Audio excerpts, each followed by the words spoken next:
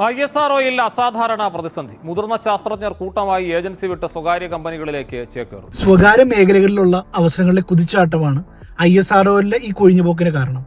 എന്നാൽ പല കുട്ടികളും എന്നോട് ചോദിക്കാറുണ്ട് ISROയിൽ എങ്ങനെ ഒരു സയന്റിസ്റ്റ് ആകാമെന്ന്. 4 വഴികളാണ് അതിലുള്ളത്. ഇവൻ എഞ്ചിനീയറിംഗ് ഇല്ലാത്തവർക്ക് പോലും അതിന് സാധിക്കുകയും ചെയ്യും. Option number 1, ISRO centralised recruitment board exam വഴിയാണ് ഈ അപ്രവേശനം. ബിടെക് കഴിഞ്ഞവർക്കാണ് ഈ അവസരം ഉണ്ടാവുക. Option number 2, Indian institute of space and ടെക്നോളജിയിൽ ബിടെക് പഠിക്കുന്നവരെ ഡയറക്റ്റ് റിക്രൂട്ട്മെന്റ് ISRO ചെയ്യുന്നുണ്ട്. ഓപ്ഷൻ നമ്പർ 3, ഗേറ്റ് സ്കോർ വഴി.